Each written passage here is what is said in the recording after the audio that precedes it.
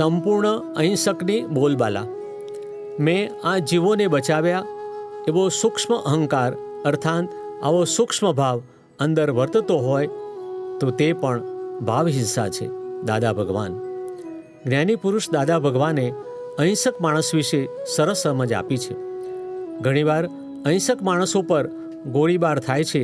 તે સંદર્ભે દાદાજી કહે છે કે અહિંસક માણસો પર ગોળીબાર થાય પણ નહીં, એવો કોઈને કરવો હોય તો પણ ના થાય.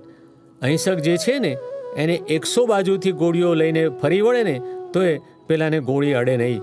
આ તો હિંસકોને જ ગોળીબાર અડે છે, એનો સ્વભાવ છે દરેકનો. દાદાજી કહે છે એકલી અહિંસા જ રાખવામાં આવે ને તો લોકો આ સંસારમાં લૂંટી લે, કારણ કે એક તો કલિયુગ છે ને તેથી લોકોના મન બગડી ગયા છે. લોકો જાત જાતના વ્યસની થઈ ગયા છે.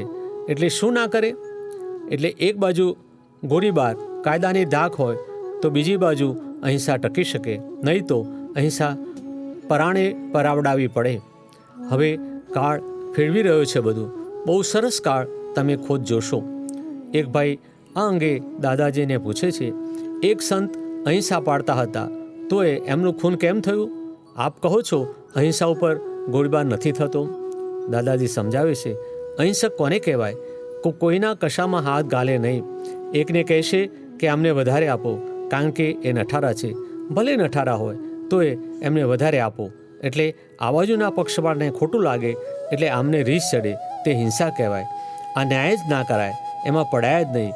અહિંસક જે છે તે ન્યાય જ ના કરે, ન્યાય કરે છે ત્યાં હિંસા છે. દાદાજી કહે છે જો તમે સંપૂર્ણ અહિંસા પાળો તો તમારી ઉપર કોઈ ગોળી છોડી શકે એમ નથી. હવે સંપૂર્ણ અહિંસા એટલે શું? પક્ષપાતી એક શબ્દ ના બોલાય, કોઈ બે પાર્ટી વચ્ચે પડાય નહીં. બે પાર્ટી વચ્ચે પડે તો એકની હિંસા થોડી ઘણી થાય જ. પ્રગટ અનુભવ જ્ઞાનસૂત્ર.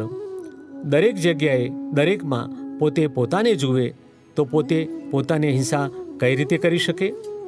9/207. ભાવ સ્વરૂપ જે જન્મ મરણથી રહિત પોતાનું સ્વરૂપ છે એનું ભાન નહીં હોતા ભ્રાંતિએ કરીને જે પોતે નથી અને શાશ્વત નથી એમાં જે ભાવ છે અને એ પ્રમાણે છે એટલે પોતે પોતાના જ અજ્ઞાન ભાવથી વિભાવથી શ્વાસે શ્વાસે મરી રહ્યો છે. આને જ ભાવહિંસા કહી જે ભાવવરણથી છે. 9/229. જ્ઞાની પુરુષ કનુ દાદાશ્રી.